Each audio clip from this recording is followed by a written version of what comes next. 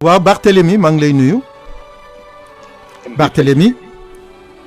maa ngi leen di fay. waaw Barthélémy gannaaw ba nga déggee li nga xam ne ni moo am BBC feeñal ko dañu bëggoon xam sa réaction par rapport ak loolee. am naqar lool naqar lii nag du man bettuma te bokk na ci lu nga xam ne ni moo tax ma ne ku mel ni Macky Sall tey ak ni mu àndal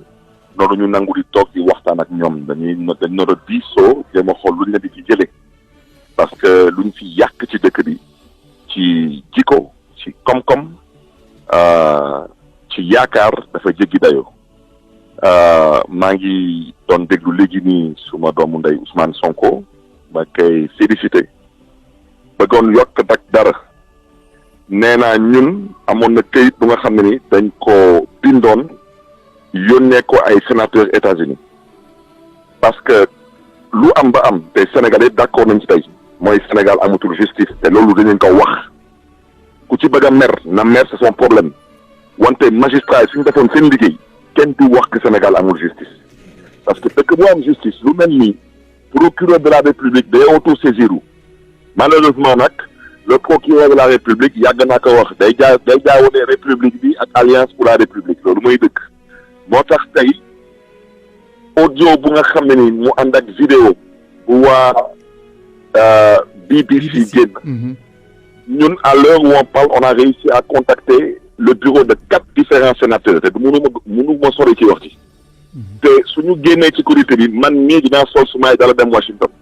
parce que wax ci duñ ko bàyyi nga fas yéene dinañ dem Washington wax leen lu Macky Sall nekkee Sénégal bii ak ay njabootam parce que àdduna comme Macky Sall nee na moom dafa bëgg ni buur la lu ko neex lay def Sénégal ñun dinañ ko wan ne ni que moom du buur parce que Sénégal du royaume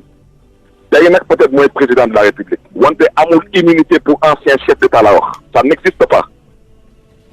lu ñu def tey Sénégal on l'a fait contre le peuple sénégalais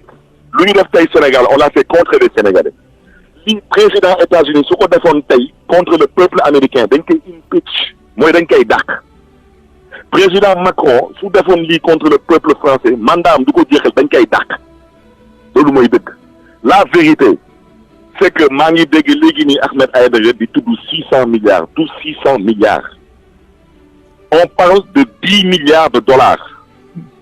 10 milliards de dollars c'est su énorme koy xayma mu ngi toll ci 6 000 milliards de francs CFA mooy ñaari atu budget du Sénégal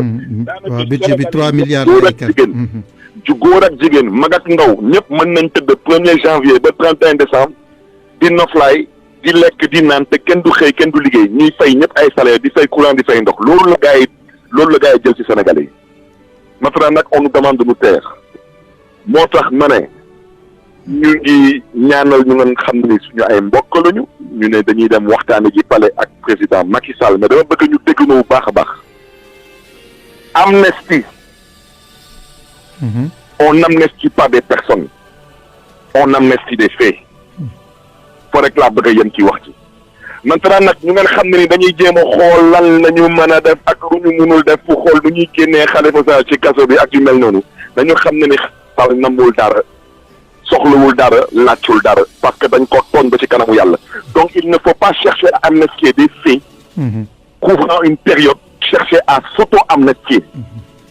dama ne xam nañ bu baax lu xew nañu def nag lu leen neex